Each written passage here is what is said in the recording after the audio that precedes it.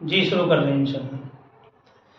جی حافظ صاحب۔ اعوذ باللہ من الشیطان الرجیم، بسم اللہ الرحمن الرحیم۔ سورہ مریم آیت 59۔ فخلف من بعدہم خلف، پھر جانشین ہوئے ان کے بعد ناخلف لوگ۔ فخلف من بعدہم خلف اضاعوا الصلاۃ واتبعوا الشہوات فسوف یلقون غیا، پھر جانشین ہوئے ان کے بعد ناخلف لوگ۔ دیکھیے اس سے پہلی آیات میں اللہ سبحانہ و تعالیٰ نے چند انبیاء کا ذکر کیا، یعنی ابراہیم علیہ السلام، اسماعیل اور ادریس علیہ السلام، اور پھر ان کی یہ خاص صفت بیان کی گئی کہ جب ان تمام لوگوں کے سامنے اللہ کی آیات اور نشانیاں تلاوت کی جاتی ہیں تو وہ سجدہ کرتے ہیں روتے ہوئے اور گریہ و زاری کرتے ہوئے۔ پھر جب یہ انبیاء دنیا سے چلے گئے اب اس کا ذکر ہے اس آیت 59 میں، فَخَلَفَ مِن بَعْدِهِمْ خَلْفٌ، پھر جانشین ہوئے ان کے بعد ناخلف لوگ۔ یہاں آیت کے پہلے اس ٹکڑے میں خلفن کا لفظ لایا گیا ہے۔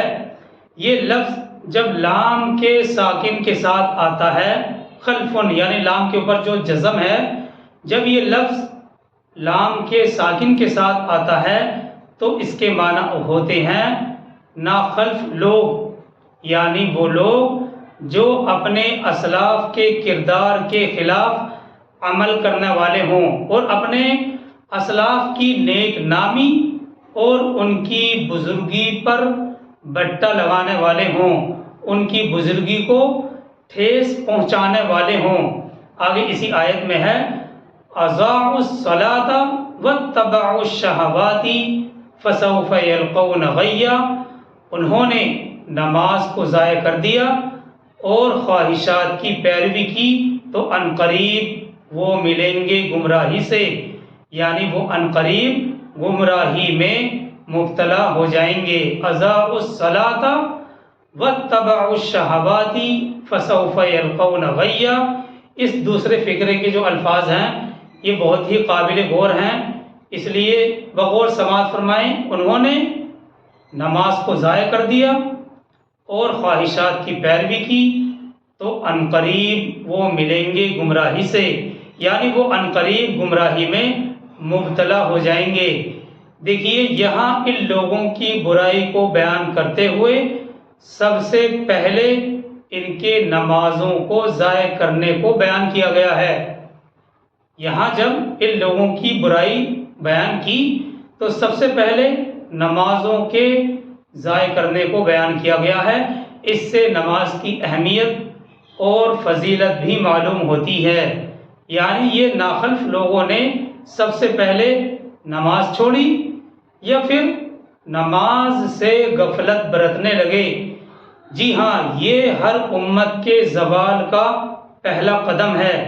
یہ بات کو اچھی طرح سے سمجھنے کی ہے کہ نماز ہر امت کے زوال کا پہلا قدم ہے۔ نماز کو چھوڑ دینا یہ امت کے زوال کا پہلا قدم ہے، اور اسی سے ہی امت کے زوال کی شروعات ہوتی چلی جاتی ہے۔ نماز وہ چیز ہے جو مومن کا تعلق اللہ سے دن رات جوڑے رکھتی ہے، اور یہ تعلق ایک مومن کو خدا سے کبھی نہیں بچھڑنے دیتا، اور جب نماز کا یہ بندھن ٹوٹ جاتا ہے، ختم ہو جاتا ہے تو بندہ خدا سے دور دور ہوتا چلا جاتا ہے، یہاں تک کہ وہ عملی تعلق سے گزر کر اس کا خیالی جو تعلق ہوتا ہے وہ بھی اللہ سبحانہ و تعالیٰ کے ساتھ باقی نہیں رہتا۔ اسی لیے یہاں اللہ سبحانہ و تعالیٰ نے ایک قانون کے طور پر بیان فرما دیا کہ پچھلے تمام انبیاء کی امتوں کا جو بگاڑ ہے اس کی شروعات نماز ضائع کرنے سے شروع ہوئی۔ تو یہاں اضاعوا الصلاۃ واتبعوا الشہوات، انہوں نے نمازوں کو ضائع کر دیا تو یہ امتوں کے زوال کا پہلا قدم ہے۔ نماز وہ چیز ہے جو مومن کا تعلق، مومن کا ربط اللہ سے رات دن جوڑے رکھتی ہے، اور یہ نماز کا تعلق ایک مومن کو خدا سے، اللہ سے کبھی نہیں بچھڑنے دیتا، اور جب یہ نماز کا بندھن ٹوٹ جاتا ہے تو بندہ اللہ سے دور دور ہوتا چلا جاتا ہے، یہاں تک کہ وہ عملی تعلق سے گزر کر اس کا خیالی تعلق بھی اللہ کے ساتھ باقی نہیں رہتا۔ اسی لیے وضاحت کے طور پر اور ایک قانونی طور پر یہاں بیان فرما دیا گیا کہ پچھلے تمام انبیاء کی امتوں کا بگاڑ نماز ضائع کرنے سے شروع ہوا، اور اس آیت میں جو یہ بات کہی گئی ہے کہ انہوں نے خواہشات کی پیروی کی، واتبعوا الشہوات، اور انہوں نے خواہشات کی پیروی کی، یہ اللہ کے ساتھ تعلق ختم ہونے کا لازمی نتیجہ ہے۔ یعنی جب کسی بندے کا تعلق اللہ سے ختم ہو جائے گا تو وہ لازمی طور پر اپنی خواہشات کا غلام بن جائے گا، اور اپنی خواہشات کو ہی وہ الہ بنا لے گا۔ سورہ فرقان میں بھی یہ بات بیان کی گئی ہے، اور خواہشات کو الہ یعنی معبود بنانے کا ذکر ہے۔ افرأیت من اتخذ الہہ ہوا، یہ الفاظ ہم پڑھیں گے پارہ نمبر 19 میں۔ تو بہرحال جب اللہ سے تعلق ختم ہو گیا تو پھر نفسانی خواہشات میں پڑے رہنا یہ اس کا لازمی نتیجہ ہے۔ نمازوں کو ضائع کرنے کی وجہ سے جب دل اللہ کی یاد سے غافل رہنے لگے تو یہ غفلت اتنی بڑھتی گئی کہ نفسانی خواہشات کی بندگی میں بھی اضافہ ہوتا چلا گیا، یہاں تک کہ ان کے اخلاق اور معاملات ہر پہلو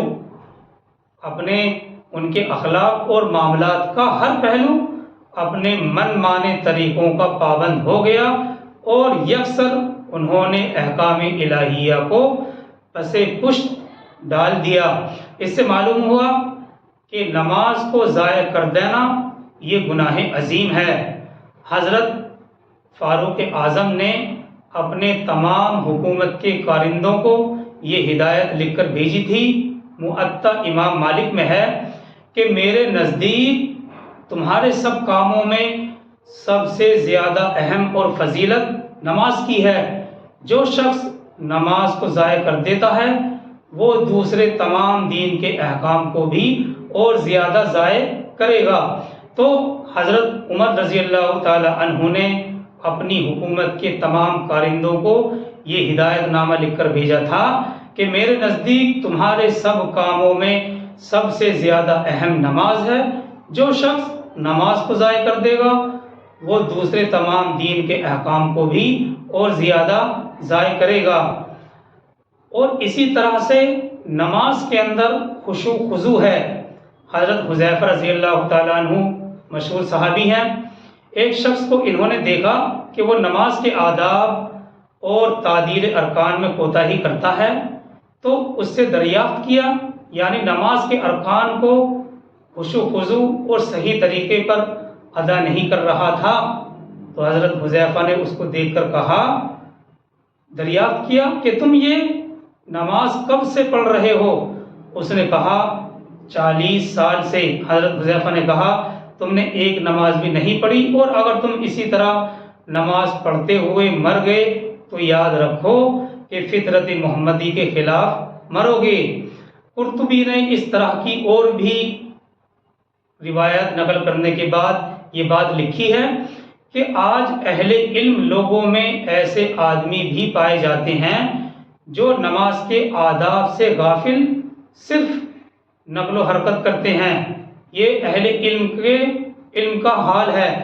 آج کل کے اہل علم لوگوں میں ایسے آدمی بھی پائے جاتے ہیں جو نماز کے آداب سے غفلت برتتے ہیں، وہ صرف نقل و حرکت کرتے ہیں۔ اور اس وقت جب یہ صحابہ والا زمانہ تھا ایسے لوگ تو بہت ہی کم، شاذ و نادر ہی پائے جاتے تھے، لیکن آج یہ صورتحال عام ہے۔ اللہ تعالی ہم سب کو خشوع و خضوع سے نماز پڑھنے کی توفیق عطا فرمائے، اور ہماری نمازوں کے اندر جان پیدا فرمائے، خشوع خضوع پیدا فرمائے۔ تو یہ ایک بار پھر سے آیت کا ترجمہ دیکھتے ہیں، اس آیت 59 کا، فخلف من بعدہم خلف، پھر جانشین ہوئے ان کے بعد ناخلف لوگ، یعنی جو پیغمبر آتے تھے ان کے بعد جو لوگ آتے تھے وہ بہت ہی نمازوں کو ضائع کرنے والے اور خواہشات کی اتباع کرنے والے تھے۔ انہوں نے نماز کو ضائع کر دیا اور خواہشات کی پیروی کی، تو عنقریب وہ ملیں گے گمراہی سے۔ اب دیکھیے یہ آیت 59 ہے، اور اس آیت میں ایک لفظ یہ آیا ہے غیّ، فسوف یلقون غیّ۔ اس کے بارے میں ابن عباس یہ تحقیق پیش کرتے ہیں کہ غیّ جہنم کے ایک غار کا نام ہے، جو اس آیت میں لفظ لایا گیا ہے غیّ ایک جہنم کے غار کا نام ہے، اور اس غار سے جہنم خود بھی پناہ مانگتی ہے۔ اس غار کو اللہ نے اس زناکار کے لیے تیار کیا ہوا ہے جو اپنی زناکاری پر مصر اور عادی ہے، اور یہ غار اس شرابی کے لیے بھی ہے جو شراب کا عادی ہے، اور اس سود خور کے لیے بھی ہے، سود کھانے والے کے لیے بھی ہے جو سود خوری سے باز نہیں آتا، اور ان لوگوں کے لیے بھی ہے جو ماں باپ کی نافرمانی کرے، اور جھوٹی گواہی دینے والوں کے لیے، اور اس عورت کے لیے بھی جو کسی دوسرے کے بچے کو اپنے شوہر کا بچہ بنا دے۔ بہرحال یہ آیت 59 تھی۔ آگے چلتے ہیں آیت 60 کی طرف، الا من تاب وآمن وعمل صالحا فاولئک يدخلون الجنة ولا يظلمون نقیرا۔ یہ آیت نمبر 60 ہے۔ علاوہ ان لوگوں کے، الا من تاب وآمن وعمل صالحا فاولئک يدخلون الجنة ولا يظلمون شیئا، علاوہ ان لوگوں کے جنہوں نے توبہ کی اور ایمان لائے اور انہوں نے نیک اعمال کیے، تو وہی لوگ جنت میں داخل ہوں گے، اور ان پر قطعاً کوئی ظلم نہیں کیا جائے گا۔ مطلب یہ ہے کہ ان کے اعمال کا پورا بدلہ دیا جائے گا، اور ان کی ذرہ برابر بھی حق تلفی نہیں کی جائے گی۔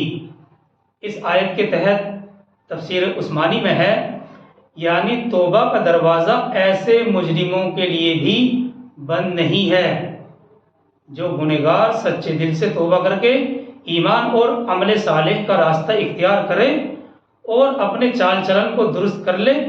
جنت کے دروازے ایسے لوگوں کے لیے بھی کھلے ہوئے ہیں۔ ایسا نہیں ہے کہ جب گناہ کر لیا تو جنت کے دروازے بھی بند ہو گئے۔ قرآن کی یہ آیت کہتی ہے علاوہ ان لوگوں کے جنہوں نے توبہ کی اور وہ ایمان لائے اور انہوں نے نیک اعمال کیے، تو وہی لوگ جنت میں داخل ہوں گے، اور ان پر کوئی قطعاً ظلم نہیں کیا جائے گا، یعنی ان کے اعمال کا پورا بدلہ دیا جائے گا، اور ان کی ذرہ برابر بھی حق تلفی نہیں کی جائے گی۔ اور دیکھیے یہاں اس آیت میں جو یہ بات کہی گئی ہے وَلَا يُظْلَمُونَ شَيْئًا، یعنی ان پر کسی پر کوئی ظلم نہیں کیا جائے گا۔ مطلب اس کا یہ ہے کہ توبہ کے بعد جو نیک اعمال کرے گا تو گزشتہ گناہوں کی وجہ سے اس کے اجر میں کوئی کمی نہیں کی جائے گی۔ یعنی ایسا نہیں ہے کہ گزشتہ گناہوں کی وجہ سے اب اگر کوئی نیک کام کر رہا ہے تو اس کے نیکی کے ثواب میں کمی آ جائے، یعنی توبہ کے بعد جو نیک اعمال کرے گا تو گزشتہ گناہوں کی وجہ سے اس کے اجر میں کوئی کمی نہیں کی جائے گی، اور نہ ہی کسی قسم کا حق ضائع کیا جائے گا۔ اور یہ بات تو حدیث میں بھی ہے کہ گناہ سے توبہ کرنے والا ایسا ہے گویا اس نے گناہ کیا ہی نہیں تھا۔ اللہ ہم سب کو بھی توبہ کرنے والا بنا دیجئے۔ بے شک آپ کی ذات بہت زیادہ توبہ قبول کرنے والی اور رحم کرنے والی ہے۔ بہرحال یہ آیت 60 تھی۔ آگے چلتے ہیں اب آیت 61 کی طرف، جنات عدن التی وعد الرحمن عبادہ بالغیب انہیں ملیں گے ہمیشگی عیش کے باغات جن کا وعدہ کیا تھا رحمان نے اپنے بندوں سے غیب میں. دیکھیے غیب کے لفظ کو یہاں یاد رکھنا ہے. جنات عدن التی، یہ آیت 61 ہے سورہ مریم کی. جنات عدن التی وعد الرحمن عبادہ بالغیب، غیب کے لفظ کو یہاں خاص طور پر یاد رکھنا ہے. انہیں ملیں گے ہمیشگی عیش کے باغات جن کا وعدہ کیا تھا رحمان نے اپنے بندوں سے غیب میں. دیکھیے قرآن مجید میں ایسے وعدے جگہ جگہ بیان کی گئی ہیں. دنیا کی زندگی میں نہ تو کسی نے جنت کو دیکھا ہے اور نہ ہی اللہ کو.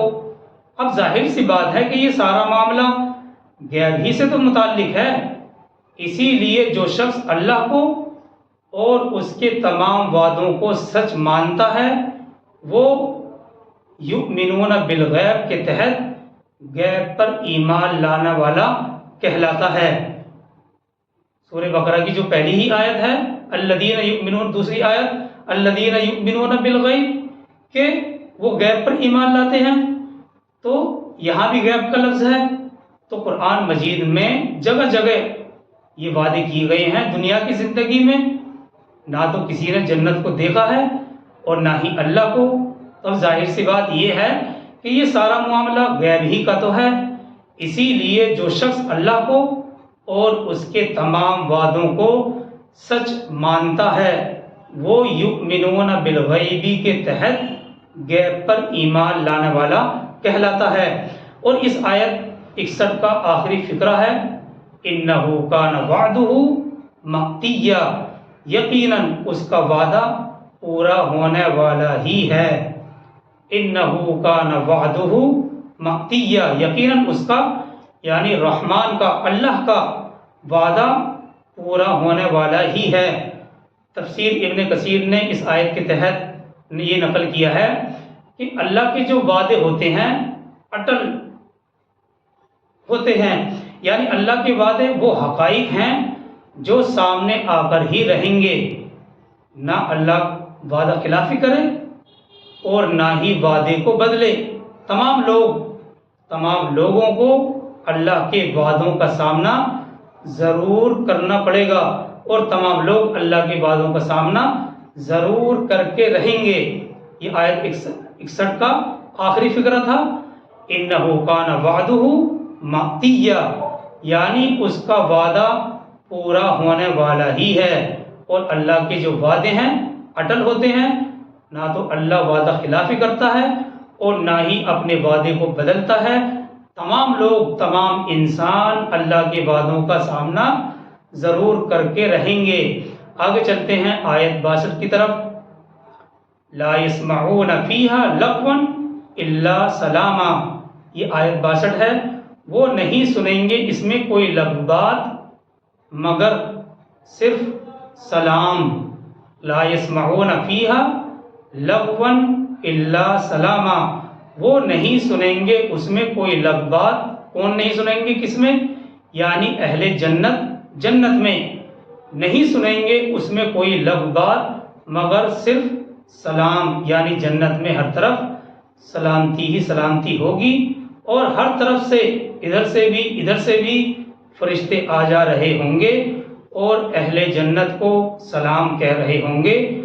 آیت میں جو لغو کا لفظ آیا ہے اس سے مراد کلام باطل یعنی فضول باتیں، گالی گلوچ اور تکلیف دینے والی باتیں ہیں. یعنی اہل جنت اس سے پاک اور صاف رہیں گے کہ کوئی کلمہ، کوئی بات ان کے کان میں ایسی پڑے جو ان کو رنج اور تکلیف پہنچائے. تو اس سے مراد لغو سے مراد کلام باطل یعنی فضول باتیں، گالی گلوچ اور تکلیف دینے والی باتیں ہیں. یعنی اہل جنت اس سے پاک ہوں گے کہ کوئی کلمہ، کوئی بات ان کے کانوں میں ایسی پڑے جو ان کے لیے رنج اور تکلیف کا باعث بنے. دوسرا لفظ اس آیت 62 میں سلام آیا ہے. ہم سب جانتے ہیں کہ اس کے معنی عیب اور نقص سے سلامتی اور محفوظ ہونے کے ہیں۔ جنت میں جو نعمتیں بھی انسان کو میسر آئیں گی ان میں سے ایک بڑی نعمت یہی ہے کہ وہاں بیہودہ اور فضول گندی باتیں نہیں سننے میں آئیں گی۔ جنت کا پورا معاشرہ ایک صاف ستھرا، پاکیزہ، سنجیدہ معاشرہ ہوگا۔ وہاں کا ہر آدمی یعنی ہر جنتی سلیم الطبع ہوگا۔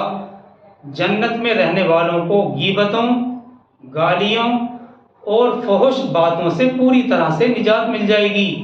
وہاں آدمی جو بھی سنے گا معقول باتیں ہی سنے گا، اور یہ بہت بڑی نعمت ہے، یہ بے انتہا اور بہت بڑی نعمت ہے، اور اس نعمت کی قدر وہی شخص جان سکتا ہے، سمجھ سکتا ہے جو اس دنیا میں حقیقتاً ایک پاکیزہ اور صاف ستھرا ذوق رکھتا ہے۔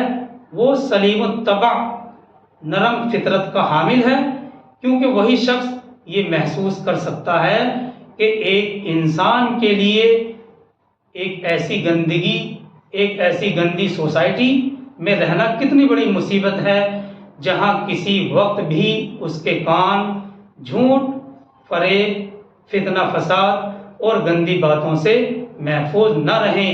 اب کوئی سلیم الطبع انسان ہے، وہ ایسی گندی سوسائٹی میں پھنس جائے تو اس کے اوپر کیا گزرے گی، وہ یہ سب محسوس کر سکتا ہے اور سمجھ سکتا ہے۔ تو جنت کی ایک بہت بڑی نعمت یہی ہوگی، لا يسمعون فیہا لغوا الا سلاما، وہ نہیں سنیں گے اس میں کوئی لغو بات مگر صرف سلام یعنی سلامتی ہی سلامتی۔ تو یہ آیت 59 سے لے کر 62 تک وضاحت ہوئی۔ اللہ تعالی ہم سب کو عمل کی توفیق عطا فرمائے۔ سبحان اللہ و بحمدہ، سبحانک اللہم و بحمدک، ونشہد ان لا الہ الا انت